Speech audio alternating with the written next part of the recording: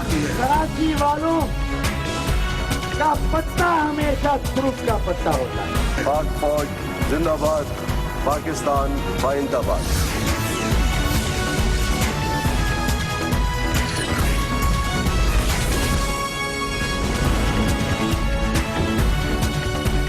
आप देख रहे हैं खबरों, तबसरों और तज्जियात पर मबनी पाकिस्तान का सबसे मोतबर न्यूज शो दुनिया, कामरान खान के साथ।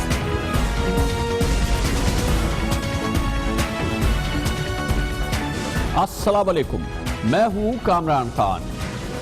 आज के इस प्रोग्राम की इब्तिदा हम आपको ये मालूमात देके, ये खुसूसी मालूमात देके कर रहे हैं कि 52 महीने बाद रिहा होने वाले शहबाज तासीर को किसी खुफिया एजेंसीज के ऑपरेशन में नहीं बल्कि अफगान तालिबान ने रिहा कराया है।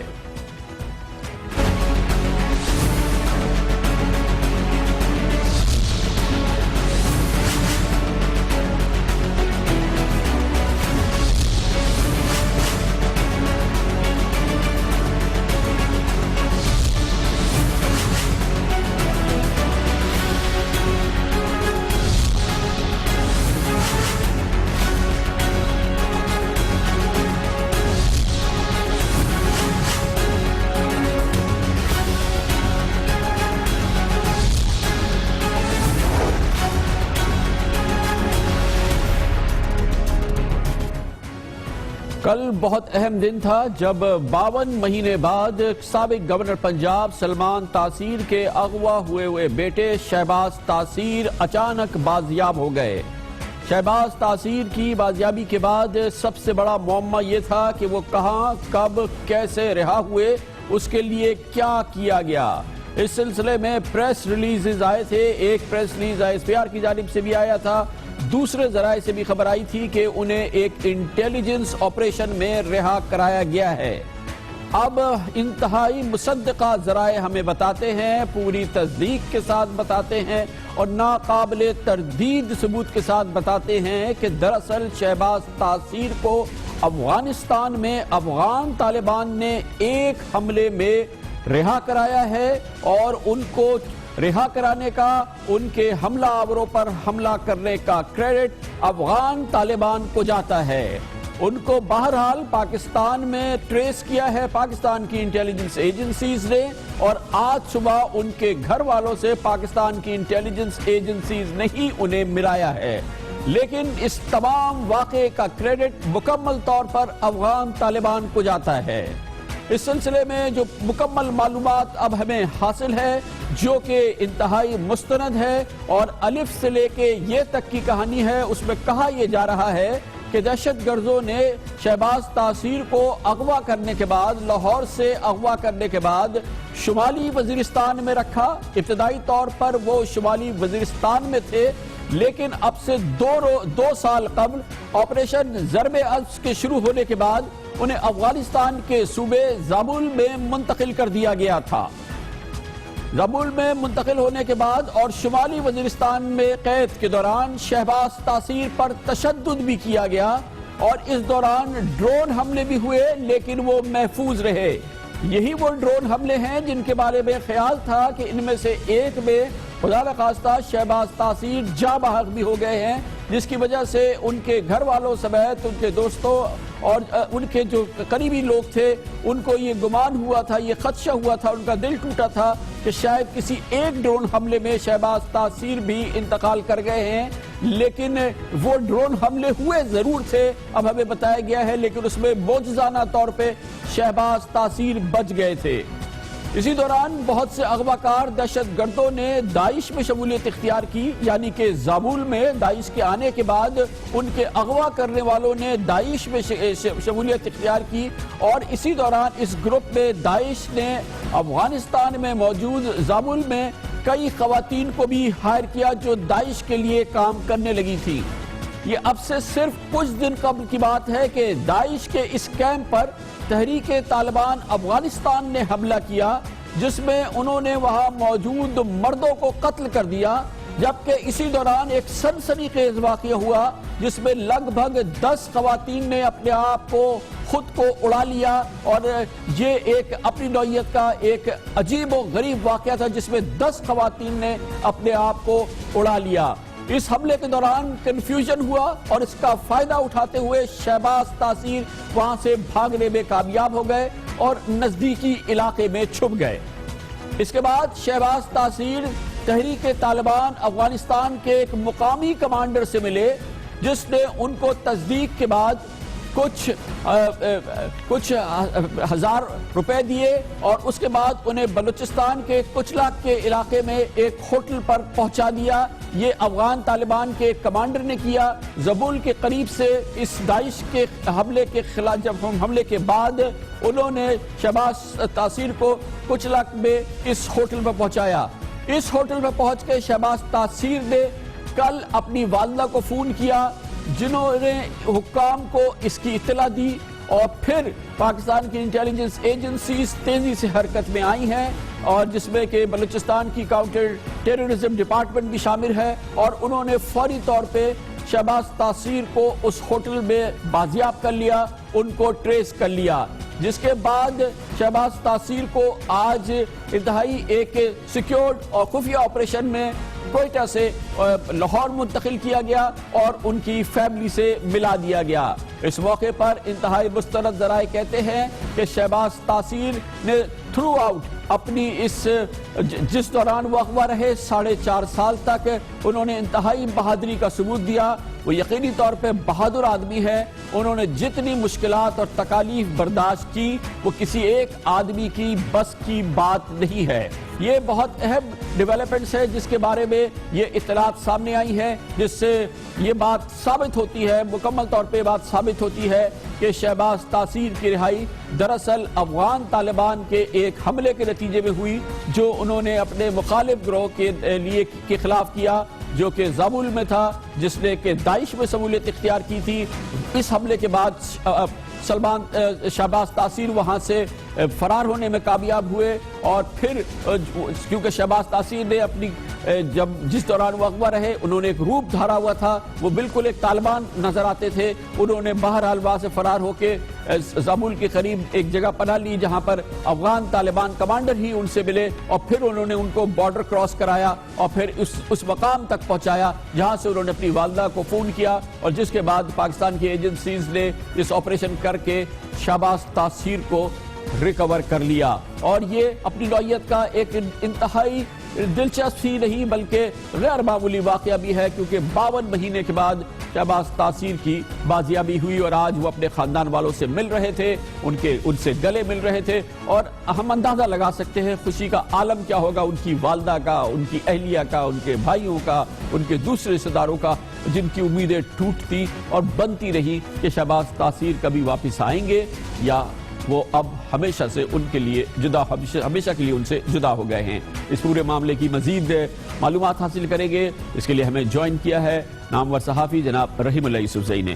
بہت بہت شکریہ رحیم اللہ یوسفزئی صاحب، ہمیں انتہائی مصدقہ ذرائع ناقابل تردید جن کے پاس معلومات ہوتی ہے ذرائع کہتے ہیں کہ شہباز تاثیر شمالی وزیرستان میں رہے اپنے اغوا کے بعد تقریباً 2.5 سال تک، اس کے بعد آپریشن ضرب عز کے بعد انہیں افغانستان کے صوبے زابل میں منتقل کر دیا گیا، اور اب سے کچھ عرصے پہلے وہاں پر ایک افغان طالبان نے حملہ کیا اس گروہ پر جو کہ وہاں پہ موجود تھا، جس نے اب داعش میں شمولیت اختیار کر لی تھی۔ اس حملے کے دوران ایک بڑا واقعہ ہوا، 10 خواتین نے وہاں اپنے آپ کو دھماکے سے بھی اڑایا، اور اس دوران شہباز تاثیر وہاں سے نکلے اور بالآخر جو سٹوری ہوئی ہے جس میں وہ پاکستان پہنچے اور پھر ریکور ہو گئے۔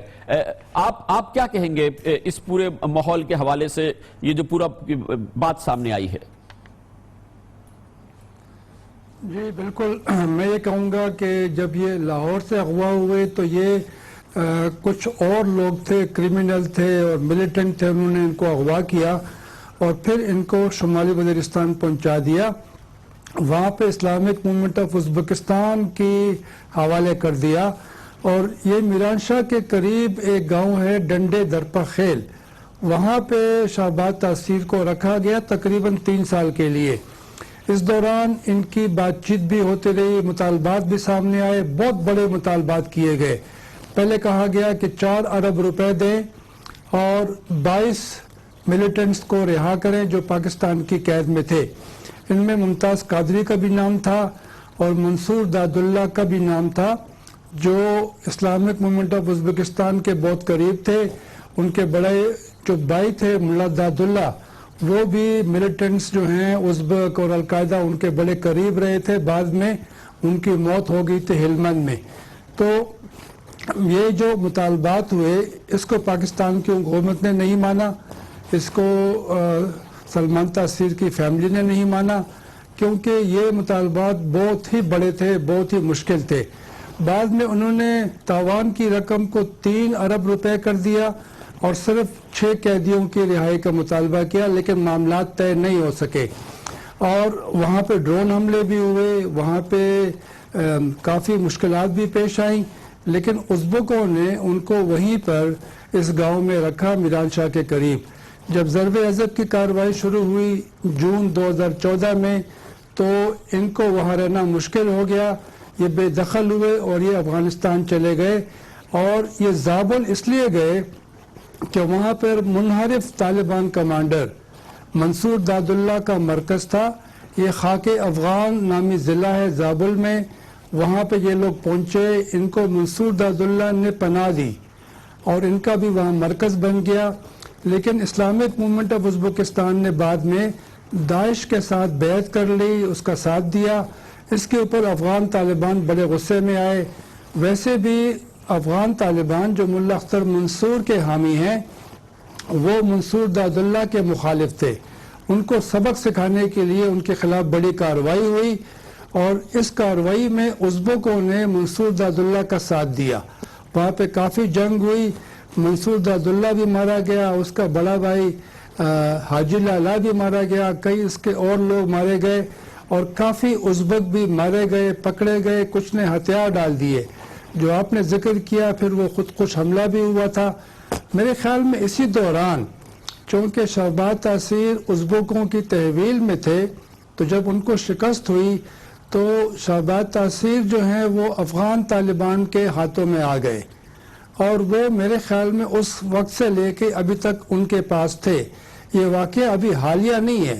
जो ज़ाबुल की जंग हुई है, ये कई महीने पहले हुई है। अब ये देखना है कि इस दौरान शहबाज तासीर कहाँ पे रहे, किसके पास थे, किन्होंने इनको वहाँ पे रखा, महफूज रखा और बिल आखिर पाकिस्तान पहुँचा दिया। मैं समझता हूँ, मेरा ख्याल ये है कि ये अफ़गान तालिबान ने इनको बाजियाब किया, इनको रिहाई दिलवाई और फिर इनको पाकिस्तान में ले आए और कुछ लाख में इनको छोड़ दिया ताकि यहाँ से वो फिर टेलीफोन करें और घर पहुंच जाएं। तो रहीमुल्लाह साहब, ऐसा लगता है कि ये एग्जैक्टली वही अकाउंट है, वही खबर है जो कि हमें मिली है, जो हमें हासिल हुई है, एग्जैक्टली वही अकाउंट आप उसकी तस्दीक कर रहे हैं। इससे एक और बात साबित होती है कि जो अफगान तालिबान हैं, जो उसके मजबूत ग्रुप्स हैं जो अफगानिस्तान में हैं, वो दाइश मुखालिफ है और वो दाइश के वजूद को अफगानिस्तान में कबूल करने के लिए तैयार नहीं है, उन लोगों को कबूल करने के लिए तैयार नहीं है जो कि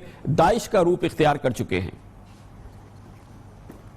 यकीनन इस ज़ाबुल में जो भी दाइश के लोग थे, चाहे वो उज़्बेक थे, मंसूर दादुल्ला जो हैं वो मुल्ला अख्तर मंसूर के मुखालिफ थे और जो मुखालिफ धड़ा अफ़गान तालिबान का बना है मुल्ला मोहम्मद रसूल का, ये उसका साथ दे रहे थे। तो वहाँ पे जो झड़प हुई है, जंग हुई है, उसमें दाइश के जो हामी कमांडर हैं, खुद उज़्बेक जो हैं, उनको शिकस्त हुई है। काफ़ी अफ़गान तालिबान की कैद में है। इसके अलावा भी अफ़गान तालिबान ने निंगरहार में दाइश के खिलाफ एक बड़ी कार्रवाई की है मशरकी अफ़गानिस्तान में।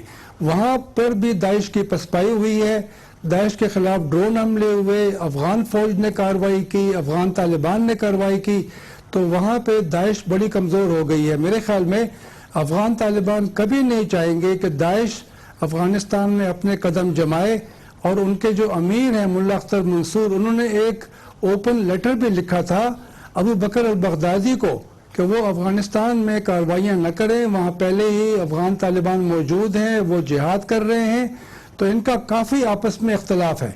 अच्छा रहीमुल्लाह साहब, इस पूरे वाक़े से हम ये फ़िलहाल उम्मीद नहीं लगा सकते, कनेक्टेड नहीं है अली हैदर गिलानी की, सैयद हैदर गिलानी की जो किडनैपिंग है वो इससे کم از کم بادی النظر میں کنیکٹڈ نظر نہیں آتی ہے.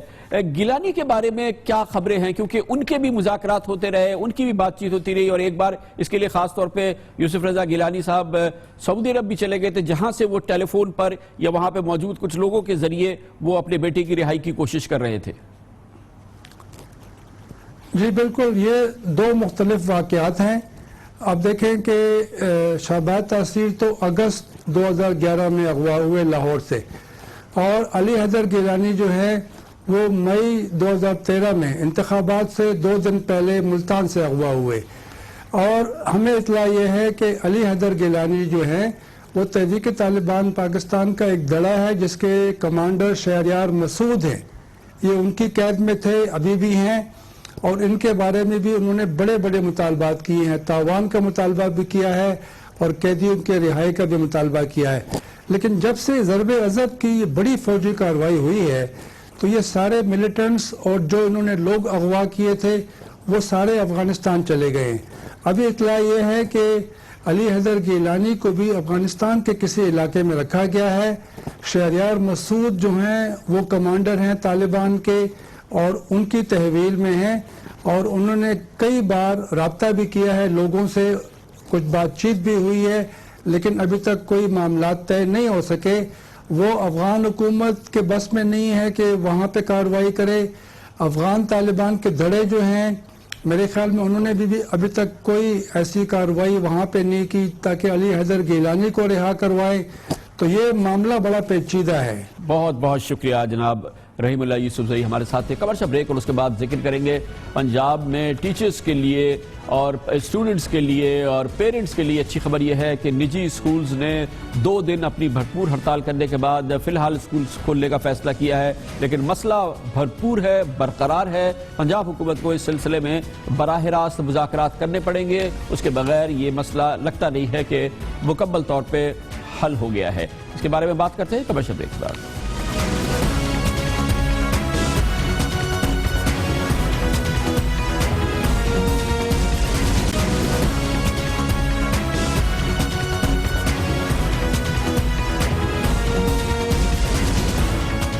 Welcome back. پنجاب میں نجی اسکولز میں پڑھنے والے طالب علموں اور ان کے والدین کے لیے اطمینان کی خبر یہ ہے کہ آج آل پاکستان پرائیویٹ اسکولز فیڈریشن نے اپنی ہڑتال ختم کرنے کا اعلان کیا ہے. 2 روز سے پنجاب میں نجی اسکولز بند تھے, پرائیویٹ اسکولز بند تھے, لیکن آج اس ہڑتال کو ختم کرنے کا اعلان کیا ہے. مگر وہ مسئلہ جس کی وجہ سے ہڑتال کی گئی تھی, یعنی حکومت پنجاب کے احکامات کے پرائیویٹ اسکولز بھرپور سیکیورٹی کے انتظامات کریں, اس کے لیے اخراجات کریں, مگر اس کے ساتھ ہی ان کے اس اختیار کو سلب کر دیا گیا کہ وہ اپنی فیسوں میں کسی قسم کا کوئی اضافہ کرے, جس کے جواب میں سراپا احتجاج بن گئے تھے پرائیویٹ اسکولز اونرز. انہوں نے ہڑتال کی اور آج فی الحال اس ہڑتال کو اس امید پر اور اس اطلاع پر ختم کرنے کا اعلان کیا ہے کہ اب حکومت پنجاب ان سے با مقصد مذاکرات کرے گی اور 90,000 سے زائد پرائیویٹ اسکولز کی بات سنے گی. اس حوالے سے ان کے پوائنٹ آف ویو کو بھی شامل کیا جائے گا. آج اس سلسلے میں ایک پریس کانفرنس ہوئی جس میں پنجاب آل پاکستان پرائیویٹ اسکول فیڈریشن کی جانب سے جناب کاشف مرزا نے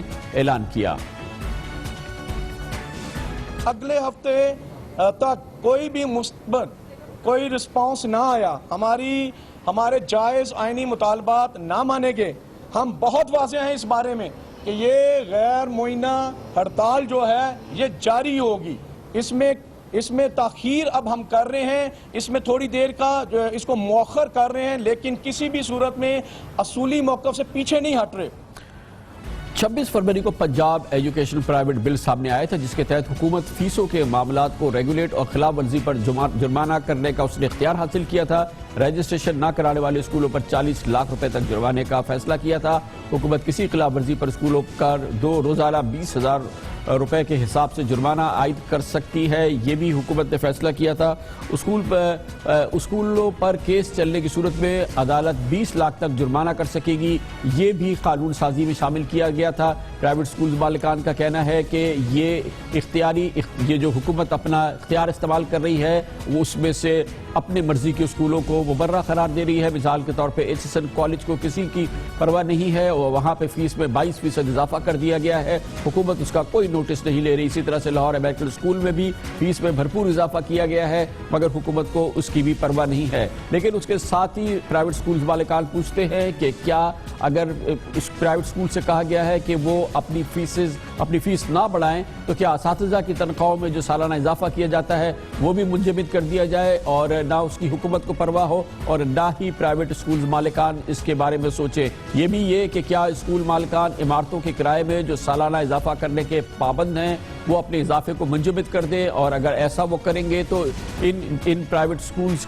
کی جو کرائے کی عمارتیں ہیں ان کے مالکان کا کیا رد عمل ہوگا. اس مسئلے کو کیسے حل کیا جائے اور پھر کیا اسکول مالکان خسارہ پورا کرنے کے لیے کلاسز میں بچوں کا بھرپور اضافہ کر دیں. یہ وہ سوالات ہیں جو پرائیویٹ اسکول مالکان کر رہے ہیں مگر اس کا مطلب یہ ہے کہ فی الحال اسکول تو کھل رہے ہیں, پرائیویٹ اسکول کھل جائیں گے پنجاب میں, لیکن مسئلہ پوری طرح سے ہر صورت میں برقرار ہے اور صرف اس کا حل مذاکرات کی صورت میں ہی ہو سکتا ہے. لیتے ہیں کمر سے بریک اور اس کے بعد آپ کو بتائیں گے کہ مسئلہ برقرار ہے. گو کہ بھارتی حکومت نے فیصلہ کر لیا ہے کہ ورلڈ کپ 2020 کا پہلا میچ جو پاکستان اور بھارت کے درمیان دھرم شعلہ میں ہونا تھا اب اس کو منتقل کر دیا گیا ہے کلکتہ میں. لیکن پاکستان کی بھرپور تسلی نہیں ہو گئی ہے, اس لیے آج تک بھی یہ بات یقینی نہیں ہے کہ پاکستان T20 ورلڈ کپ میں حصہ لے گا. اس کے لیے بھارت جائے گا یا نہیں, اس کے بارے میں آپ کو بتائیں گے کمرشل بریک کے بعد.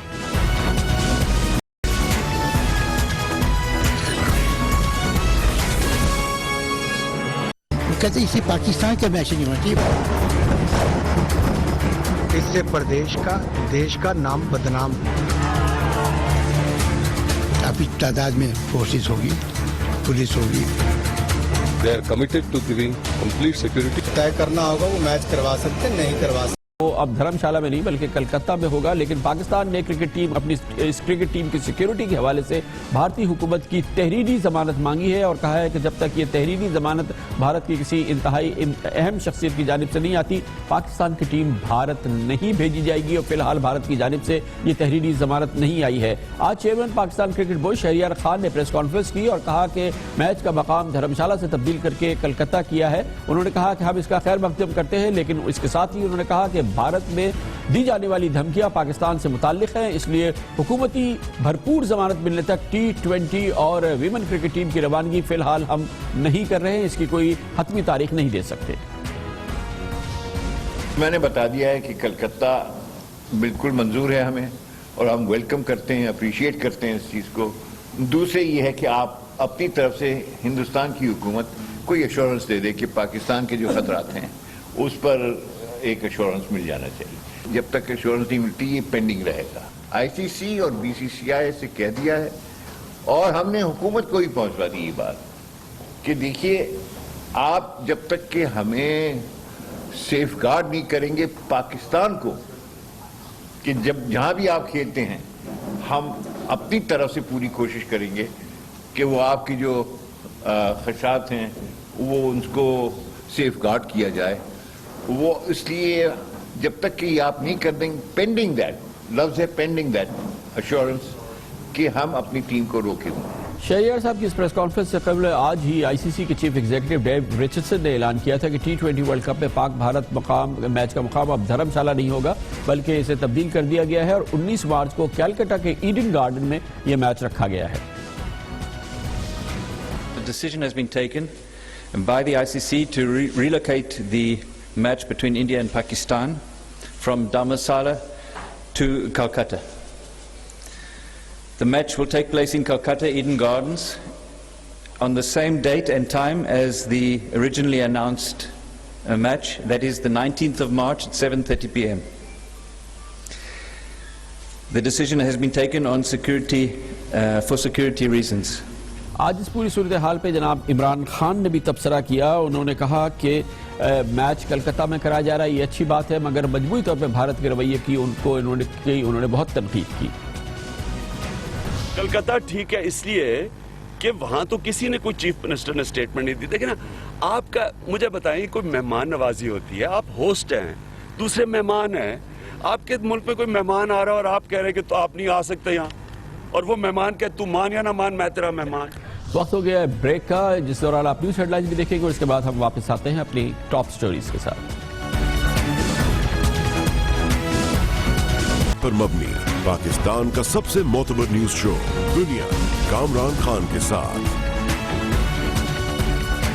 گزشتہ ہفتے متحدہ قومی موومنٹ کے انتہائی اہم سابقہ رہنما جناب مصطفیٰ کمال اور انیس قائم خانی کی پاکستان واپسی اور یہاں پر آنے کے بعد جناب الطاف حسین اور MQM کی قیادت کو ایک بھرپور چیلنج دینے کے بعد متحدہ قومی موومنٹ ایک شدید کنفیوژن کا شکار نظر آتی ہے۔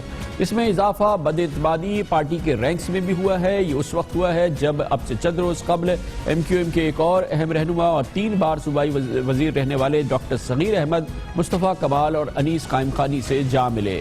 اس کے ساتھ ہی یہ خبریں گرم ہیں کہ متحدہ قومی موومنٹ کے کئی اور رہنما بہت جلد نہ صرف یہ کہ انیس قائم خانی اور مصطفیٰ کمال کے ساتھ ملنے والے ہیں، بلکہ مؤثر طریقے سے جناب الطاف حسین کے خلاف اور MQM کی موجودہ قیادت کے خلاف ایک بڑا طوفان بپا کرنے والے ہیں۔ اس سلسلے میں متحدہ قومی موومنٹ کے حوالے سے پہلی بڑی سیاسی قوت کا اپنی قوت کا مظاہرہ آنے کے چند روز کے اندر ہی آج اعلان کیا گیا ہے جناب مصطفیٰ کمال کی جانب سے کہ وہ بہت جلد قائد اعظم کے مزار کے ساتھ باغ جناح پر ایک بہت بڑا جلسہ کرنے والے ہیں، جس کے ذریعے بتائیں گے وہ کہ پاکستان کے اس سب سے بڑے شہر کے رہنے والی لوگوں کی کتنی بڑی اکثریت تیزی سے ان کے ساتھ مل گئی ہے اور ان کے پروگرام میں ان کے ساتھ شامل ہو گئی ہے۔ اسی دوران متحدہ قومی موومنٹ کے حلقوں میں ایک اور بڑا مسئلہ کھڑا ہو گیا ہے، اس کا تعلق ہے جناب الطاف حسین کی صحت کے حوالے سے اور اس سے زیادہ اس صحت کے حوالے سے افواہوں سے بھی۔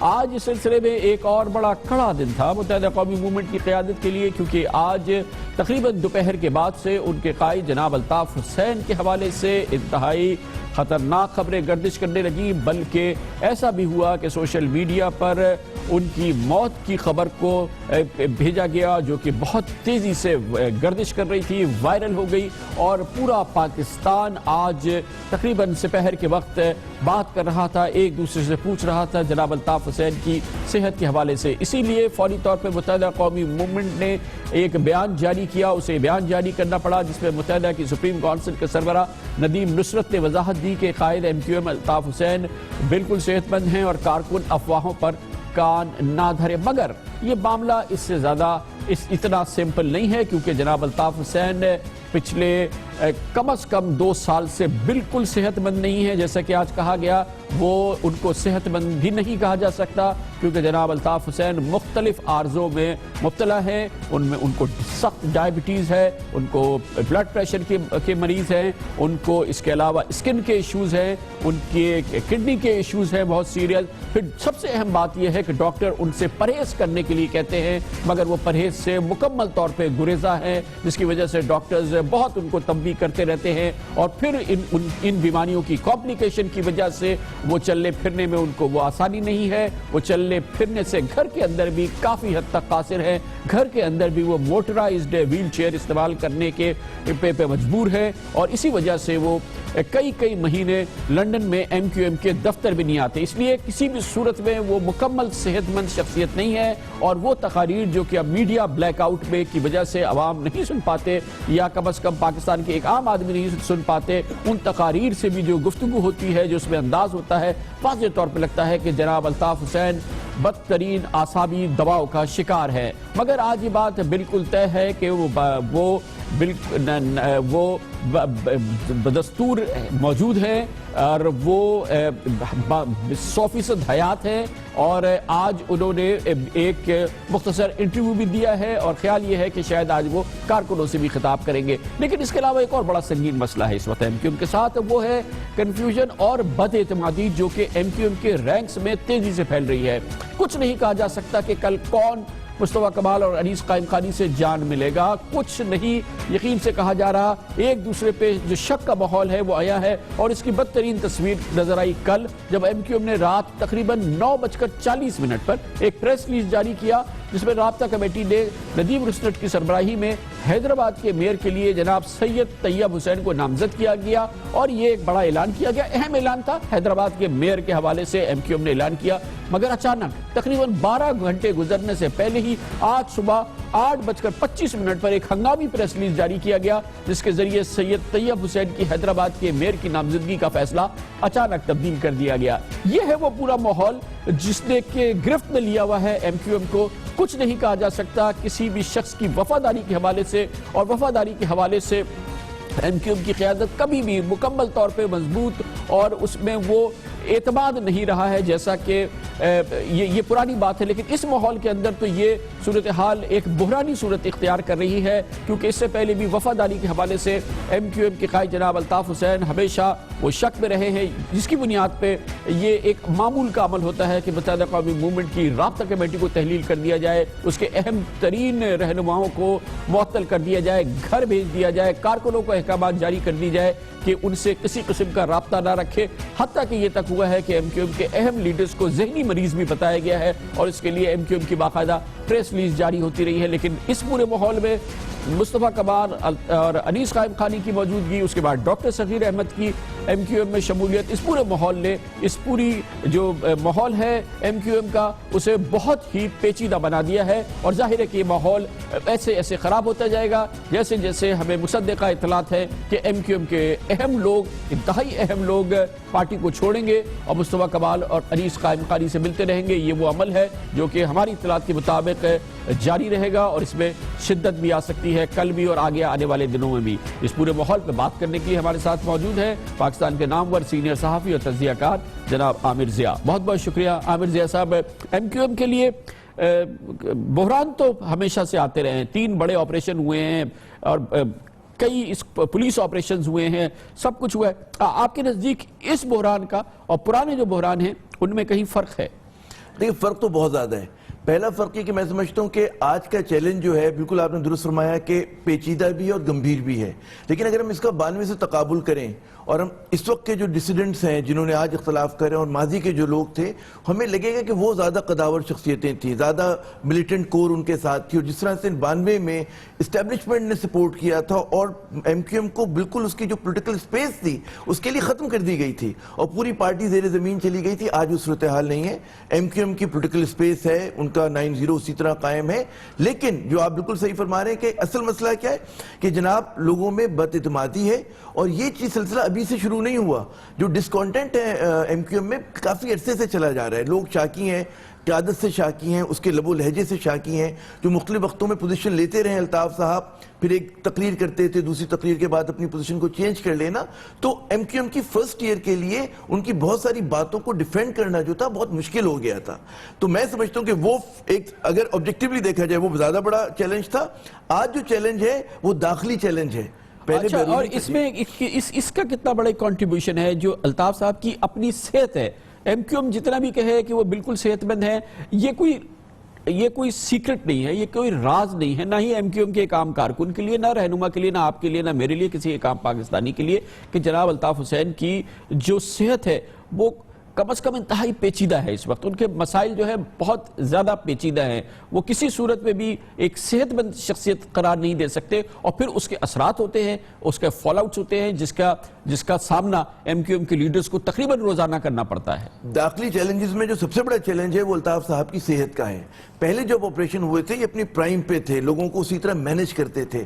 آج ظاہر ہے کہ وہ جوان نہیں ہو رہے، وقت گزرنے کے ساتھ ساتھ ڈکلائن پر ہیں، تو ظاہر ہے کہ یہ چیلنج ان کے لیے ایک بہت بڑا ہے۔ پھر اس میں ظاہر ہے کہ افواہیں آتی ہیں، اس میں سکسیشن کی لڑائی، اب وہ ہو سکتا ہے کہ رہیں بہت عرصے تک رہیں لیکن اس طرح سے افیکٹو نہ ہو جس طرح ماضی میں ہوا کرتے تھے، آج سے 20 سال پہلے، 15 سال پہلے۔ لیکن عامر صاحب اس میں ایک اور اہم پہلو یہ نہیں ہے کہ جس وقت یہ ایم کیو ایم کے خلاف ریاستی قوت اس کو کچلنے کے لیے نکلتی تھی، ایم کیو ایم مجموعی طور پہ ایک حزب اختلاف کی جماعت تھی۔ آج ایم کیو ایم تقریباً 13 سال سے جو ہے وہ اقتدار کے اندر موجود ہے، اور عوام کی اس سلسلے میں شدید تحفظات ہیں۔ وہ اپنی نظروں سے دیکھ رہے ہیں کہ کراچی کی کیا صورتحال ہے، حیدرآباد کی کیا صورتحال ہے، تو اس لیے ایم کیو ایم کی جو وہ مسل ہوتی تھی، وہ جو قوت ہوتی تھی، کیونکہ اگر 92 میں یہ صورتحال ہوتی یا 94 میں یہ صورتحال ہوتی تو جس دن سے مصطفیٰ کمال آئے آج تک کراچی شہر بند ہوتا، یہاں پہ ہو کا عالم ہوتا. لیکن اگر آپ دیکھیں کہ ان کے آنے کے بعد جو ایم کیو ایم کا رد عمل رہا ہے, جو سیاسی اس میں رد عمل کا اظہار کیا ہے,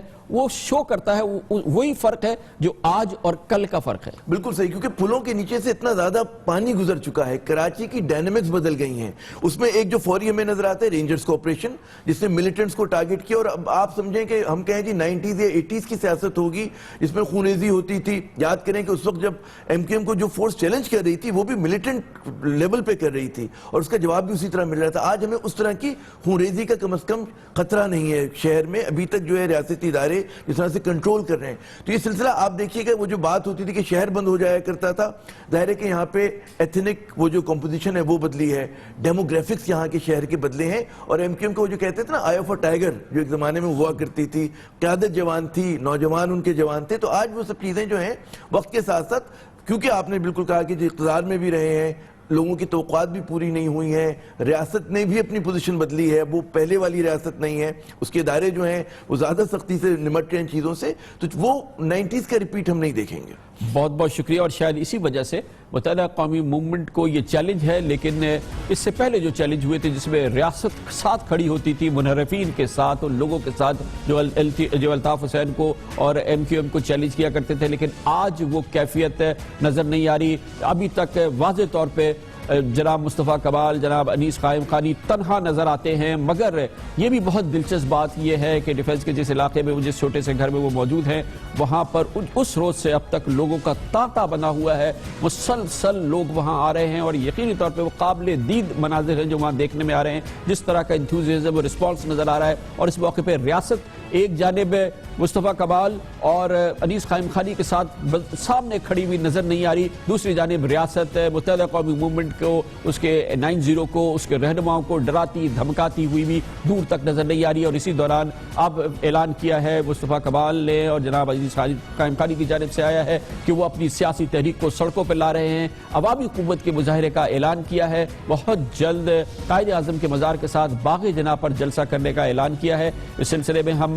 مزید بات کریں گے اور اس کے لیے ہمارے ساتھ موجود ہیں متحدہ قومی موومنٹ میں جو ایک تنظیم اگر کسی شخصیت کے نام سے پہچانی جاتی تھی, متحدہ قومی موومنٹ کی تنظیم کی روح اگر کسی شخصیت کو سمجھا جاتا تھا, وہ ڈسپلن, وہ نظم, وہ جو قوت, عوامی قوت ایم کیو ایم کی نظر آتی رہی ہے پچھلے 10, 15, 20 سال میں. اگر اس میں کسی شخص کا, کراچی میں کسی شخص کا کلیدی, بنیادی اور ریڑھ کی ہڈی کا کردار ہوتا تھا تو وہ تھے جناب انیس قائم خانی, جو مصطفیٰ کمال کے ساتھ دبئی سے پاکستان واپس آئے. اور اس وقت جناب الطاف حسین کو, متحدہ قومی موومنٹ کی موجودہ قیادت کو جو چیلنج ہے, اس میں جناب انیس قائم خانی جناب مصطفیٰ کمال کے ساتھ شانہ بشانہ کھڑے ہیں, اور اس وقت وہ ہمارے ساتھ موجود ہیں براہ راست.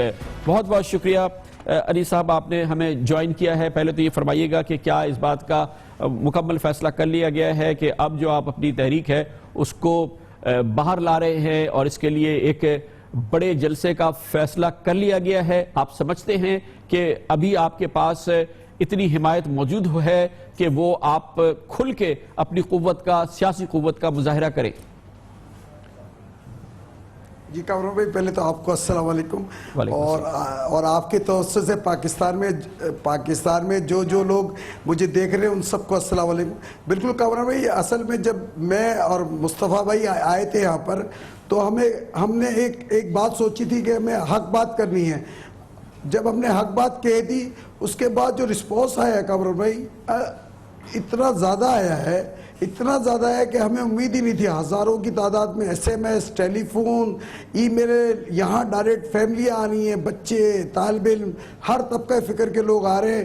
اس کو دیکھتے ہوئے آج ہم نے ڈیسائیڈ کیا کہ ابھی ہم عوام کے درمیان چلے جانا چاہیے, اور انشاءاللہ اپریل کے فرسٹ یا سیکنڈ ویک میں ہم ایک بڑا اجتماع باغ جناح میں قائد اعظم جنہوں نے پاکستان بنایا ان کے مقبرے کے زیر سائے انشاءاللہ بڑا اجتماع کریں گے. اچھا علی صاحب, یہ بتائیے گا کہ جیسا کہ لگا آپ دونوں آئے ایئرپورٹ سے, اکیلے پہنچے اس جگہ پر اور اس وقت سے آپ وہاں موجود ہیں. اس قسم کے سیاسی مظاہروں کے لیے, اپنی سیاسی قوت کے مظاہرے کے لیے ایک تنظیم کی ضرورت ہوتی ہے, ایک بھرپور آرگنائزیشن, اور آپ سے زیادہ پاکستان میں کسی بھی سیاسی جماعت میں شاید ہی کوئی جانتا ہو جو ظاہر ہے کہ آپ سے زیادہ کسی کا شاید اس سلسلے میں تجربہ نہیں ہے. اتنے بڑے جلوس، اتنے بڑے جلسے کو آرگنائز کرنا، اتنے زیادہ لوگوں کو موبلائز کرنا، ان کے لیے تیاری کرنا، کیا آپ سمجھتے ہیں کہ آپ اس کے لیے تیار ہو جائیں گے آئندہ چند ہفتوں میں؟ جی کامران بھائی بالکل تیار ہو جائیں گے. اور ہر چیز جب جس گھر میں ہم موجود ہیں، یہاں پر جب ہم داخل ہوئے تھے تو ہم 2 لوگ تھے، اور جو لوگ میڈیا کے دوست یہاں آئے تھے ان کو چائے بھی ہم نے سرو کی تھی. لیکن آج جو لوگ ہمارے گھر میں 7ویں دن داخل ہو رہے ہیں انہیں کہیں نہ کہیں آرگنائزیشن کی جھلک نظر آئے گی. اسی طرح جو لوگ رابطہ کر رہے ہیں کامران بھائی، ان کو ہم کہیں نہ کہیں لسٹ بنا رہے ہیں، ان سے رابطے کا سلسلہ کر رہے ہیں، اور انشاءاللہ آپ دیکھیں گے کہ ہم انشاءاللہ اپریل میں اس کے سامنے آئیں گے اور اس کو منظم کر لیں گے. آپ یہ فرمائیے گا کہ اب 6 دن کے دوران آرگنائزیشن کے لحاظ سے کیا ایک کور آرگنائزیشن آپ کے یہاں بن گئی ہے؟ آپ جیسے کہہ رہے ہیں کہ لوگ آ رہے ہیں، طالب علم آ رہے ہیں، یہ لوگ آ رہے ہیں، تو ایک جیسے کہ آپ شروع میں 2 آدمی تھے، اب کیا ایک ایسی آرگنائزیشن بن گئی ہے جو کہ ان چیزوں کو مینج کر رہی ہے؟ آلریڈی لوگ اتنے جمع ہو گئے ہیں آپ کے پاس؟ جی کامران بھائی، لوگ تو ہزاروں اور سینکڑوں کی تعداد میں آ رہے ہیں اور اپنی خدمات پیش کر رہے ہیں. آج ہم نے جس گھر میں ہم رہ رہے ہیں، رات کو میں نے اور مصطفیٰ بھائی نے جن لوگوں نے اپنے آپ کو والنٹیئر کیا اور کہا کہ ہم خدمت کے لیے حاضر ہیں، آپ بتائیں، ان کی صلاحیتوں کے حساب سے ہم نے یہاں مختلف شعبے بنانا شروع کر دیے ہیں. اسی طرح جو لوگ رابطہ کر رہے ہیں پاکستان بھر سے اور اسپیشلی کراچی سے، وہ بھی ہم ڈیٹا کر رہے ہیں، ان سے بھی رابطے کا سلسلہ ہے. اور انشاءاللہ آپ دیکھیں گے انشاءاللہ ہم اپریل میں بہت بڑا اجتماع کر لیں گے اور انشاءاللہ بہت ویل آرگنائز ہوگا. اچھا عزیز بھائی، یہ بھی بتائیے گا کہ ڈاکٹر صغیر احمد آپ کے ساتھ مل گئے ہیں، لیکن ایم کیو ایم کی جو روح ہے، جو اس کی قوت ہے، جس کو کہ آپ بہت قریب سے اتنے عرصے تک آپ ان کو مینج کرتے رہے، آپ ان کا فوکل پرسن تھے، یہ جو ایم کیو ایم کی تنظیم تھی کراچی میں، یہ آپ سے ملنے کے لیے آ رہی ہے، کیونکہ اصل جو قوت آپ کے پاس ہے، جو آپ کو جانتے ہیں، وہ تو یہی لوگ ہیں، وہ جو ایم کیو ایم کی بہت بڑی سپورٹ ہے، چاہے وہ کارکن ہیں، چاہے وہ مڈ لیول کے لیڈرز ہیں، یونٹ انچارج ہیں، سیکٹر انچارج ہیں، پھر اس کے بعد یہ ایم پی ایز وغیرہ ہیں. ان کا رسپانس کیا ہے؟ یہ کب ایسا کھل کے چیزیں سامنے آئیں گی جیسے ڈاکٹر صغیر سامنے آئے، جو کہ آپ کی قوت کا یا آپ کی پل کا مظاہرہ ہوگا؟ جی کامران بھائی، ان کی اکثریت رابطے میں ہے، لیکن ان کو ہم نے ان کی کچھ حفاظت کی وجہ سے شو آف نہیں کیا ہے، لیکن بڑی تعداد میں کامران بھائی رابطے میں ہیں. آپ اس میں مزید کچھ بتانا چاہیں گے کہ کیا ایکسپیکٹ کریں لوگ، جو رسپانس آنے والا ہے پارٹی کی اندر سے؟ کیونکہ اس وقت ظاہر ہے کہ وہاں ایم کیو ایم میں کنفیوژن ہے. رات کو حیدرآباد کے میئر کا اعلان ہوا، پھر 10 گھنٹوں میں اس کو تبدیل کرنا پڑا. یقینی طور پہ وہاں پہ ضرور یہ ایک خدشہ ہے اور نہیں پتا ہے کہ کون کس کو جا کے ملے گا، لیکن آپ کچھ اس میں اندیا دینا پسند کریں گے؟ جی کامران بھائی، وہاں تو جو مسائل ہیں وہ آپ کو پتہ ہے، لیکن یہاں تو انشاءاللہ جس طرح لوگوں نے ہم سے رابطہ کیا ہے اور جس طرح آپ نے پوچھا تھا مجھ سے، جس طرح پارٹی کے لوگوں نے، اور صرف کراچی میں نہیں کیا کامران بھائی، حیدرآباد، میر خاص، نواب شاہ، سکھر اور جو چھوٹے چھوٹے قصبات ہیں جہاں ایم کیو ایم کا تنظیمی ڈھانچہ موجود تھا، ان کی بہت بڑی اکثریت نے رابطہ کیا. اور انشاءاللہ آپ دیکھیں گے بہت جلد وہ ہمارے ساتھ ہوں گے اور ہم سب مل کر، اور دیگر پاکستانی جو پاکستان بھر سے ہم سے رابطہ کر رہے ہیں، ان سب کو ملا کر ایک پاکستان کا گلدستہ پیش کریں گے. ایک ایسی پارٹی کا تصور کریں گے جو کسی علاقائیت سے، صوبائیت سے، فرقہ واریت سے اٹھ کر صرف پاکستان کی جماعت ہوگی. اندرون سندھ کی کیا کیفیت ہے؟ کیونکہ آپ چلاتے تو ایم کیو ایم کراچی سے تھے، لیکن آپ کا تعلق اندرون سندھ سے ہے، اور ظاہر ہے کہ وہ بھی ایک بہت بڑی قوت تھی ایم کیو ایم کی. وہاں کے بارے میں آپ کیا بتائیں گے؟ کامران بھائی، ایک قصبہ ہے تھرکا، مٹھی سے لے کر کراچی تک، اور پھر سکھر کا دوسرا کونا ہے میر پیر ماتولو، اور ایک کشمور، وہاں سے لے کر یہ جتنے بھی قصبات اور شہر ہیں، یہاں سے بڑی تعداد میں لوگ رابطہ کر رہے ہیں. اس میں اردو سندھی سپیکنگ بھی ہیں، اور انشاءاللہ آپ دیکھیں گے یہ بھی جو سندھ میں تفریق ہے، ان دونوں جو سندھ کے مستقل باشندے ہیں، جو سندھ میں رہنے والے ہیں، وہ خواہ کوئی زبان بولتے ہیں، ان کے درمیان بھی ہم دوریاں ختم کریں گے انشاءاللہ. آپ رابطے میں ہیں ایم کیو ایم کی جو لیڈرشپ ہے، جو مختلف ٹیئرز ہیں لیڈرشپ کی، آپ رابطے میں ہیں ان کے ساتھ, وہ آپ کے ساتھ کچھ رابطے میں ہیں؟ جی بالکل گورنر میں بڑی اکثریت رابطے میں ہیں. اور اس کے علاوہ پاکستان کی جو سیاسی جماعتیں ہیں ان کا رد عمل بھی سامنے آ رہا ہے. اس جو اب تک رد عمل سامنے آیا ہے اس کو آپ کیسے دیکھتے ہیں؟ ہم نے پہلے دن یہ دعوت دی تھی کامران بھائی کہ آپ پی ٹی آئی میں ہوں, نون مسلم لیگ نون میں ہوں, پیپلز پارٹی میں ہوں, کاف میں ہوں, فکشنل میں ہوں, ہمارا ساتھ اس لیے دیجئے کہ ہم پاکستان کی بات کر رہے ہیں. آپ بھلے اپنی پارٹی میں رہیں, آپ بھلے وہیں سیاست کرتے رہیں, لیکن خدارا اگر کچھ لوگ اب قومی دھارے میں آنا چاہتے ہیں ان کی مدد کیجئے, ان کو ہیلپ کیجئے, تاکہ یہ کمیونٹی جو جنہوں نے کامران بھائی پاکستان بنایا تھا, جن کے لوگ 25 لاکھ شہید ہوئے تھے, جنہوں نے پاکستان کے لیے اتنی قربانی دی تھی, آج یہ میرے لیے کتنی تکلیف کی بات ہے کہ میری کمیونٹی کو محب وطن نہیں سمجھا جاتا ہے.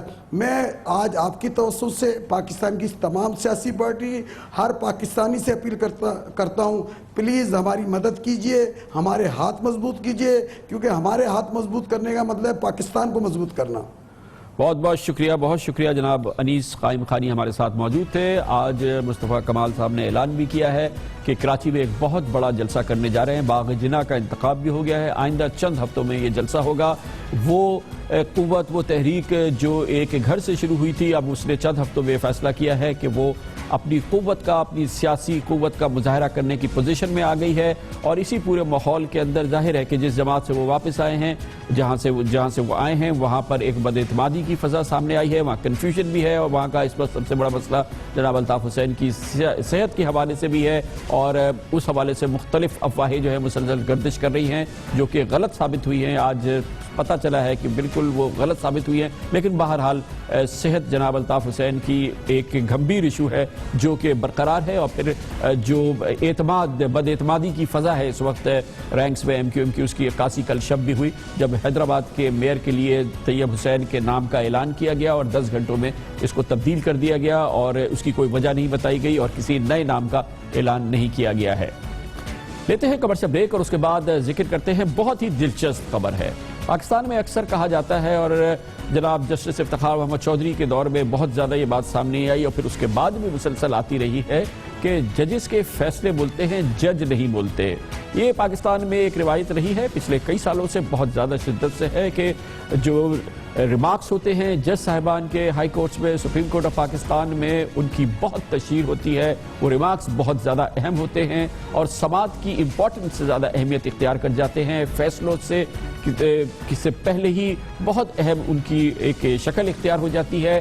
لیکن امریکہ جہاں پر ایک انصاف کے حوالے سے ایک شناخت موجود ہے, امریکہ کی سپریم کورٹ کے جج صاحبان بہت کم بولتے ہیں. ان میں سے سپریم کورٹ کے ایک معزز جج 10 سال تک نہیں بولے, اور 10 سال کے بعد گزشتہ چند دنوں میں انہوں نے کسی مقدمے میں کچھ ریمارکس دیے ہیں. 10 سال تک عدالت میں وہ موجود رہے, supreme court of United States کے جج, مگر وہ کچھ نہ بولے. یہ بڑی دلچسپ خبر ہے, اس کی بیک گراؤنڈ بھی آپ کو دکھاتے ہیں ایک کمرشل بریک کے بعد.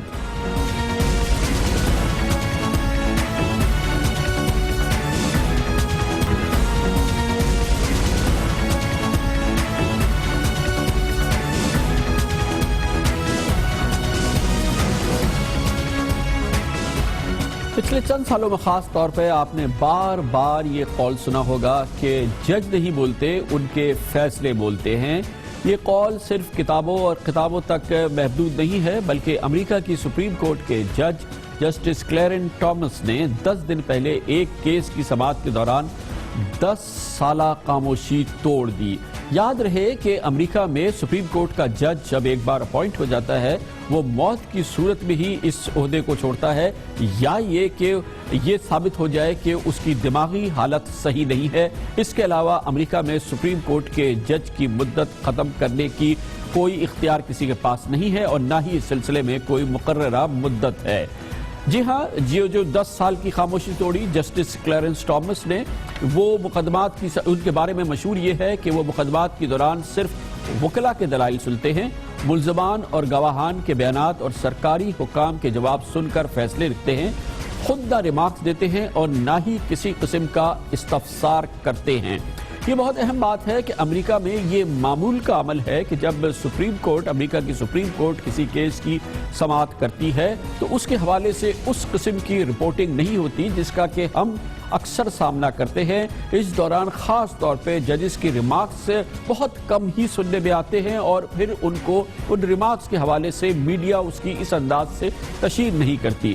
جسٹس کلیرن ٹامس نے آخری بار 22 فروری 2006 کو سزائے موت کے ایک مقدمے میں ریمارکس دیے تھے اور وکیل سے سوالات کیے تھے۔ پچھلے ماہ یعنی کہ پورے 10 سال کے بعد 29 فروری کو اسلحہ سے متعلق کیس میں بھی جسٹس کلیرن ٹامس نے اٹارنی جنرل سے استفسار کیا تھا کیا قانون کی خلاف ورزی آئینی حقوق معطل کر سکتی ہے۔ جسٹس کلیرن ٹامس نے 2013 میں ہارورڈ لا اسکول میں ایک لیکچر کے دوران خاص طور پہ اس حوالے سے اپنی جو خیالات تھے اس کا اظہار کیا تھا۔ جسٹس کلیرن ٹامس کا کہنا تھا، ججز کو خود بولنے کے بجائے فریقین، گواہان، ملزمان اور وکیلوں کے دلائل کو سننا چاہیے۔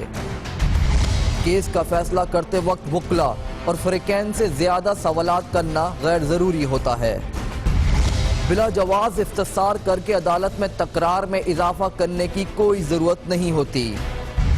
کیس کی سماعت کے دوران ملزم یا اس کے وکیل کو دفاع کا زیادہ سے زیادہ موقع ملنا چاہیے۔ کسی بھی کیس سے متعلق ججز اپنے چیمبر میں قانونی مشورہ اور دلائل پر بحث کر سکتے ہیں۔ ان تمام امور کے حوالے سے جس کا اظہار جناب جسٹس کلیرن ٹامس نے کیا تھا، جنہوں نے ثابت کیا اور 10 سال تک وہ کسی مقدمے کے دوران انہوں نے کوئی ریمارکس نہیں دیا۔ ابھی چند روز قبل انہوں نے کسی مقدمے کے دوران ایک مختصر سی بات کی تھی، وہ اس لیے پاکستان کے حوالے سے ریلیونٹ ہے، خاص طور پہ گزشتہ دور میں جب چیف جسٹس جناب Iftikhar Muhammad Chaudhry chief justice of Pakistan ہوتے تھے، ان کے ریمارکس، ان کی گفتگو وہ روزانہ کی میڈیا کی شہ سرخیوں کا موضوع ہوتی تھی، ٹاک شو ان کے ریمارکس پر ہوتے تھے، ہیڈ لائنز ان کے ریمارک پر ہوتی تھی۔ اس کے بعد بھی یہ روش جو ہے وہ کسی حد تک برقرار رہی ہے، گو کہ اس میں کمی آ گئی ہے، اس طرح کی کیفیت بہرحال نظر نہیں آتی ہے، لیکن اب بھی کچھ حلقے ایسے ہیں وہ سمجھتے ہیں کہ ججز کے فیصلے، ان ججز کی جو خیالات ہیں، ججز کے جو فیصلے ہیں وہ ان کے فیصلوں کی صورت میں سامنے آنے چاہیے۔ ان کے ریمارکس کے حوالے سے جو اندازے لگنے شروع ہوتے ہیں یا فیصلے آنے سے پہلے جو آرا بننے لگتی ہے،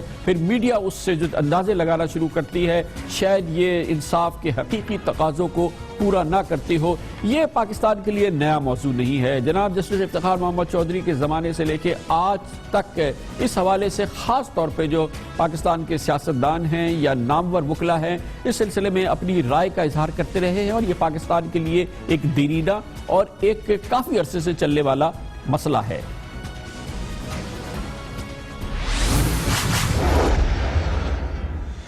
یہ جج جو ہے یہ اسٹیٹ کے جج ہیں، ایک قوم کے جج ہونے چاہیے، کسی بندے کی جیب کے جج نہیں ہونے چاہیے، کسی کی باندھی نہیں ہونی چاہیے۔ جوڈیشری جو ہے وہ حکومت بھی چلانا چاہتی ہے اور وہ جوڈیشری بھی چلانا چاہتی ہے۔ ایک پارٹی کو یہ محسوس ہو کہ ہمارے ساتھ امتیازی سلوک ہو رہا ہے، یہ عدالتوں کو تھوڑا سا احساس کرنا چاہیے۔ ہمارے زمانے میں تو یہ کہتے تھے کہ جی ہم نہیں بولتے، ہمارا قلم بولتا ہے۔ اب قلم بھی بولتا ہے اور خود بھی بولتے ہیں۔ جناب وزیر اعلیٰ قائم علی شاہ صاحب نے یہ بات تو حالیہ دور میں کہی ہے، ابھی چند روز قبل کہی ہے، لیکن یہ جو حالات تھے یہ زیادہ صادر تھے، زیادہ اس کا اطلاق ہوتا تھا جسٹس افتخار محمد چودھری، پھر جسٹس جواد خواجہ کے دور میں، خاص طور پہ جب عدالتی ریمارکس جو ہے وہ خود مقدمے سے زیادہ بھاری ہو جاتے ہیں، ان کی تشہیر اس سے زیادہ ہوتی ہے اور لوگوں کی توجہ، خاص طور پہ میڈیا کی توجہ نہ فیصلے پر ہوتی ہے، نہ وکلا کے آرگیومنٹس پہ ہوتی ہے، بلکہ ججز کے ریمارکس پر ہوتی ہے۔ اس حوالے سے یہ بڑی اہم خبر تھی، ہم نے آپ کے ساتھ شیئر کی کہ یونائٹڈ اسٹیٹس کی، امریکہ کی سپریم کورٹ کے ایک جج تقریباً 10 سال سے وہ جج ہیں اور انہوں نے اب سے چند روز قبل پہلی بار عدالت میں کوئی ریمارکس دیا ہے، جو کہ ایک بڑی خبر بنی ہے امریکہ میں بھی، بلکہ دنیا بھر میں جو لیگل افیئرز کی رپورٹنگ ہوتی ہے اس کے لیے ایک بڑی خبر تھی کہ امریکہ کے سپریم کورٹ کے ایک جج بالآخر بولے، عدالت میں انہوں نے کوئی ریمارک دیا۔ کمرشل بریک اور اس کے بعد ذکر کرتے ہیں حکومت سندھ نے سپریم کورٹ آف پاکستان میں کہا ہے کہ اس کی 52,000 ایکڑ زمین سرکاری ادارے ہڑپ کر گئے ہیں. بہت اہم سرکاری اداروں کا نام بھی لیا ہے اور ایک بہت بڑا پینڈورا باکس ہے جو کھولا ہے حکومت سندھ نے. اس کے بارے میں آپ کو بتاتے ہیں کمرشل بریک کے بعد.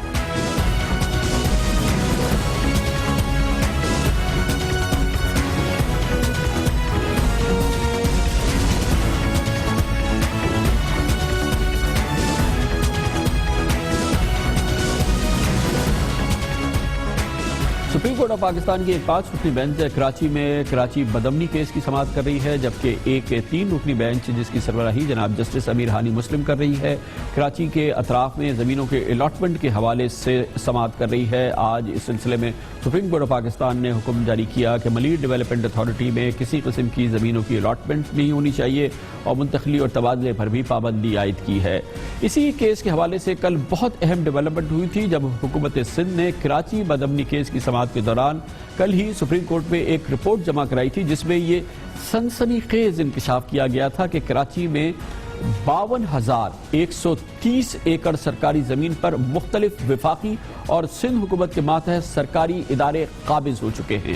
سپریم کورٹ نے 24 جون 2014 کو محکمہ ریونیو کو 6 ماہ میں زمینوں سے قبضہ چھڑانے کا حکم دیا تھا، لیکن حکومت سندھ عمل درآمد میں کامیاب نہیں ہو سکی اور اب سپریم کورٹ کو حکومت سندھ کی جانب سے بتایا گیا ہے اور یہ بہت اہم اس میں محکموں کے نام لیے گئے ہیں، سرکاری محکموں کے نام لیے گئے ہیں اور کہا گیا ہے کہ یہ وفاقی محکمے یا سرکاری محکمے جو ہے وہ حکومت سندھ پر غیر قانونی طور پہ قبضہ کیے ہوئے ہیں اور اس سلسلے میں قبضہ چھڑانے کی تمام کوششیں ناکام ہو چکی ہیں. انکروچمنٹ کے الزامات عام لوگوں پر قبضہ مافیا پہ تو لگتے رہے ہیں، لیکن خود وفاقی اداروں پر اور حکومتی سرکاری اداروں پر اس قسم کے الزامات وہ بھی حکومت سندھ کی جانب سے سپریم کورٹ آف پاکستان میں لگانے یہ بہت ہی اہم معاملہ ہے. کل حکومت سندھ نے سپریم کورٹ آف پاکستان میں شکایت کی کہ پاک فوج، بحریہ اور فضائیہ کا کراچی کی 21,000 ایکڑ سرکاری زمین پر قبضہ ہے. ڈی ایچ اے نے ضلع جنوبی کی 5,257 ایکڑ قبضہ شدہ زمین فروخت کر دی ہے. لیاری ڈیولپمنٹ اتھارٹی نے 8,175 ایکڑ زمین پر قبضہ کر رکھا ہے. ہاکس بے اسکیم پر 42K2 ڈام پر پلاٹ بھی بیچ دیے گئے ہیں.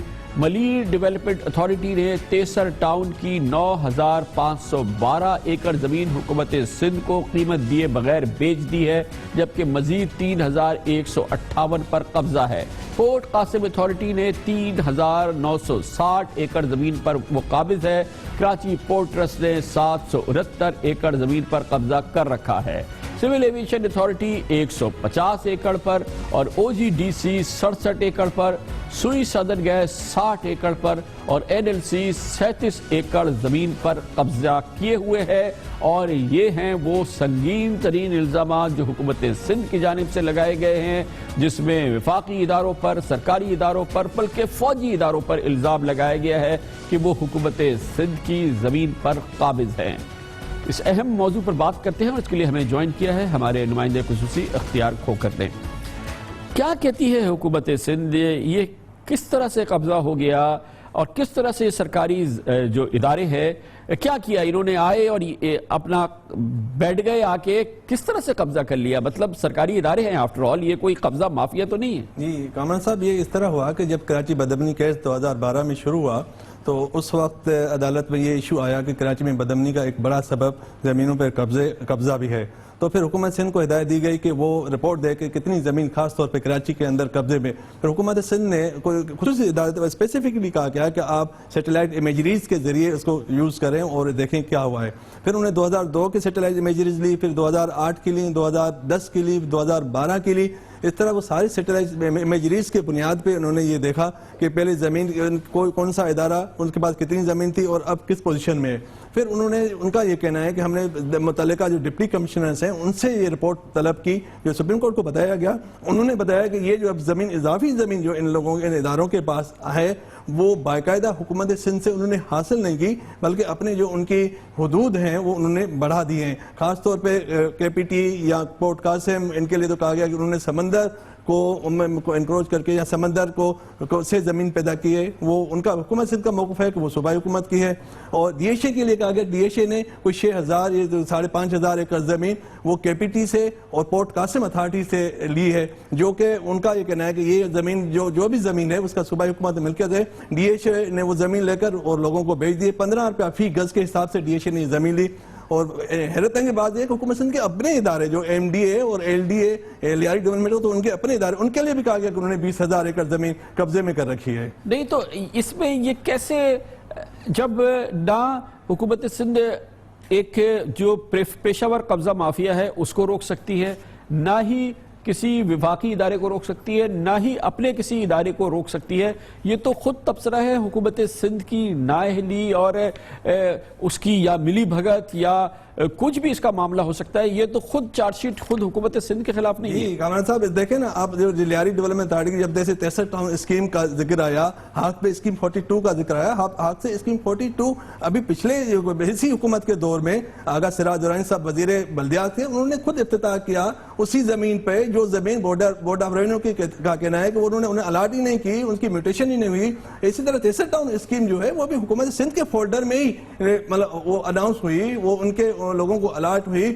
تو اگر اس طرح ہے، ان کا یہ کہنا ہے کہ ان کو تقریباً کوئی 4 ارب روپے کی پیمنٹ دینی ہے 63 ٹاؤن اسکیم کے حوالے سے. بورڈ آف ریونیو کو 40 کروڑ روپے کی صرف پیمنٹ دی گئی ہے، جبکہ لوگوں سے جیسے ہم نے پچھلے پروگرام میں بتایا کہ 7 ارب روپے وہ لے چکے ہیں، لیکن بورڈ آف ریونیو کو بھی اس زمین کی قیمت ادا نہیں کی. اس بنیاد پہ وہ کہہ رہے ہیں کہ یہ زمین جو ہے قبضے میں کی گئی ہے، لیکن ہے ان کا ملی بھگت شامل ہے. لیکن اختیار صاحب یہ بتائے کہ اگر ہم کتنے عرصے سے دیکھ رہے ہیں سپریم کورٹ آف پاکستان صرف ان معاملات کی کارروائی جو ہے وہ کئی سالوں سے کر رہی ہے، اور جس کے نتیجے میں شاید دسیوں ہزاروں لاکھوں ایکڑ جو ہے وہ متنازع ہے، جو حکومت سندھ یا بورڈ آف ریونیو کے ذریعے زمینیں الاٹ ہوئی ہیں یا تقسیم کی گئی ہیں یا ان کی کیٹیگری چینج کی گئی ہے.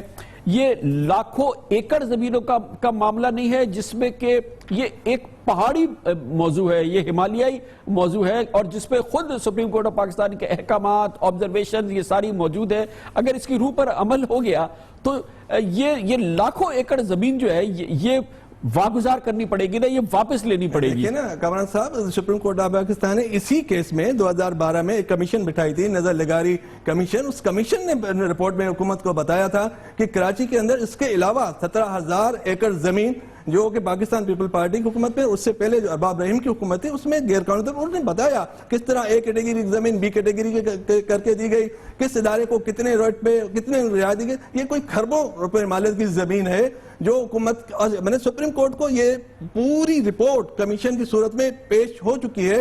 لیکن اب یہ ہے کہ یہ کارروائی کرے گا کون، یہ پیسہ اگر یہ اتنے بڑے فراڈ ہوئے کھربے روپے کون لائے. کوکر صاحب ایک اور بات بہت اہم ہے نا کہ یہ صرف معاملہ پیپلز پارٹی کے دور کا نہیں ہے، اس سے پہلے بھی جو حکومتیں ہیں، چاہے وہ جنرل مشرف کے دور میں جو صوبائی حکومتیں رہی ہیں، چاہے اس سے پہلے جو پی ایم ایل این کا دور رہا ہے، یا اس سے پہلے جام صادق علی جب وزیر اعلیٰ تھے، یہ لوٹ مار یا یہ اندھیر نگری زمینوں کے حوالے سے جو ہے یہ پچھلے 5-7 سال کا معاملہ نہیں ہے، یہ تو پچھلے 20 سال کی ایک کہانی ہے، 25 سال کی کہانی ہے، جب سندھ کی کراچی کے اطراف کی یہ ساری زمین جو ہے اس کی بندر بانٹ ہوئی ہے، یہ پچھلے 25 سال سے جاری ہے. جی کامران صاحب، اسی وجہ سے حکومت سندھ کو 2002 میں اور 2001 میں Sindh urban land cancellation ordinance لانا پڑا، کیونکہ 25 روپے 20 روپے اور 50 روپے ایکڑ پہ زمینیں دی گئی تھی انتہائی سستے ریٹ پہ.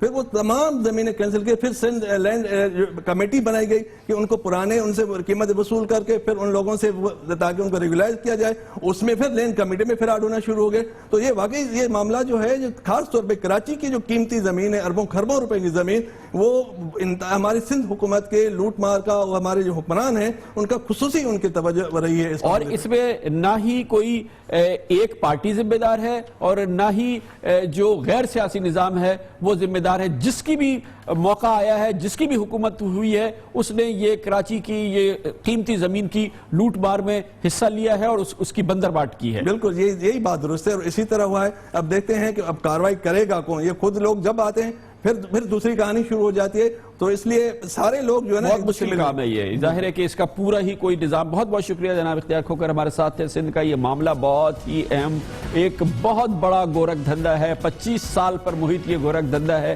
جس کے ذریعے لاکھوں ایکڑ انتہائی قیمتی اراضی جو کراچی کے اطراف میں ہے مختلف حکومتوں میں، جس میں جنرل مشرف کے دور میں بننے والی صوبائی حکومتیں بھی شامل ہیں، پی ایم ایل این کے دور کی بھی جو صوبائی حکومتیں ہیں وہ شامل ہیں، پیپلز پارٹی بھی شامل ہے، دوسری حکومتیں بھی شامل ہیں. اور اس کے بعد یہ ایک ہمالیائی موضوع ہے جس میں سپریم کورٹ آف پاکستان پچھلے کئی سالوں سے اس کی سماعت کر رہا ہے. یہ کھربوں ڈالر کی زمینوں کے معاملات ہیں جس میں کہ ہاتھ بھی بدل چکے ہیں، ملکیتیں بھی بدل چکی ہیں. اس میں third party interest, 4 parties interest create ہو چکا ہے. اس کا کوئی بہت ہی بڑا مرکزی حل نکلے تو نکلے، ورنہ یہ گورکھ دھندا سالو ہونے والا نہیں ہے. کمر سے بریک اور اس کے بعد ذکر کریں گے موسمیات کا. خاص طور پہ کراچی میں پچھلے 2 سال سے تقریباً 2 سال سے کوئی مؤثر بارش نہیں ہوئی ہے، یا بارش کا کوئی پراپر دور نہیں آیا ہے، جبکہ بہت دور نہیں ابو دھابی میں پچھلے چند دنوں کے دوران ریکارڈ توڑ بارشیں ہوئی ہیں. اس دوران کیا کراچی کا نمبر آ سکتا ہے؟ کراچی والے دبئی ابو دھابی کی جانب دیکھ رہے ہیں. اس کے بارے میں آپ کو بتاتے ہیں کمرشل بریک کے بعد.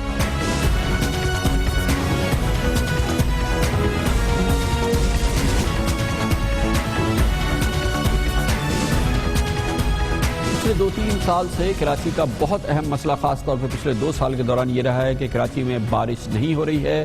2 مانسون کے بڑے سیزن گزر چکے ہیں مگر کراچی سے مانسون نہیں گزری ہے، جس کی وجہ سے کراچی کے موسم پہ اس کے اثرات ہو رہے ہیں اور کراچی والے بے تابی سے انتظار کر رہے ہیں کہ کراچی میں بھی بارش ہو. اسی دوران جب خبریں آتی ہیں کہ کراچی کے اطراف میں، خاص طور پہ وہ علاقے جو کراچی سے موسمیاتی اعتبار سے کافی قریب ہیں، تو کراچی والے حسرت سے دیکھنے لگتے ہیں کہ شاید کراچی کا نمبر آ جائے.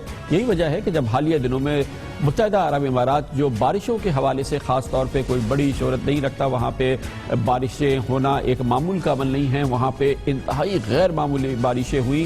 پچھلے چند دنوں کے دوران دبئی، ابو دھابی اور متحدہ عرب امارات کے کئی شہروں میں جب شدید ترین بارشوں کی خبریں آئی، طوفان کی خبریں آئی، اور اس دوران وہاں پر جب معمولات زندگی درہم برہم ہو گیا تو کراچی میں یہ احساس ہوا یا اندازہ ہونے لگا، محکمہ موسمیات کی جانب سے مسلسل خبریں آنے لگی کہ اب کراچی کا نمبر آنے والا ہے. اس سے پہلے کراچی کا نمبر آتا، متحدہ عرب امارات کی کئی ریاستوں میں تیز بارش، اتنی تیز بارش ہوئی ہے کہ وہاں پہ فلائٹس منسوخ کر دی گئی ہیں. اس کے علاوہ بڑے بڑے شاپنگ سینٹرز، مالز اور تعلیمی ادارے بند کرنے پڑے ہیں. اس طرح کی بارش کی اس سے پہلے وہاں کوئی مثال نہیں ملتی. اور پھر طوفانی ہواؤں کی وجہ سے ابو دھابی ایئرپورٹ پر کھڑے کئی چھوٹے طیارے، نجی طیارے آپس میں ٹکرا گئے، اتنی شدید بارش اور آندھی تھی. پھر وہاں پہ اولا باری بھی ہوئی اور بہت ہی غیر معمولی اولے پڑے ہیں متحدہ عرب امارات کے مختلف عمارتوں میں، جس کی وجہ سے وہاں کی چھتوں پر چھتیں تک ٹوٹ گئی. کئی مقامات پر ایسا ہوا ہے. اسی دوران ایمرجنسی کی صورتحال میں دبئی کی بلدیہ نے شارجہ میں سیلاب کی وارننگ بھی جاری کی اور عوام سے کہا کہ وہ گھروں میں رہے. یہ پوری صورتحال ہے. اور فی الحال کراچی کے بارے میں کہ یہاں پر بھی بارش ہوگی پیشن گوئیاں ہیں. پاکستان کے محکمہ موسمیات نے کہا کہ اگلے ہفتے سے خیبر پختونخوا اور بلوچستان میں شدید بارشوں کی ان کو اطلاع ہے، جس کے بعد این ڈی ایم اے نے خیبر پختونخوا میں فی الحال ایک الرٹ بھی جاری کر دیا گیا ہے. لیکن کراچی میں آخری بارش، اگر اس کو آپ بارش کہیں گے، بھرپور بارشوں کا موسم تو نہیں آیا. وہ پچھلے سال ہوئی تھی 22 جولائی کو، جس کے دوران ہی کراچی میں یہ سڑکیں جو ہیں وہ تیلاب کا منظر اس چھوٹی بارش میں بھی پیش کرنا شروع کر دی تھی. لیکن کیا امکان ہے کراچی میں بارشوں کے حوالے سے یہ ہم پوچھیں گے. اور اس کے لیے ہمیں جوائن کیا محمد حنیف نے، جو ڈائریکٹر ہیں نیشنل ویدر فورکاسٹنگ سینٹر کے. جناب محمد حنیف، بہت بہت شکریہ. یہ فرمائیے گا کہ کراچی میں بارش کی پیشن گوئیاں تو مسلسل ہو رہی ہیں، لیکن آخر کراچی سے بارش روٹ کیوں گئی ہے؟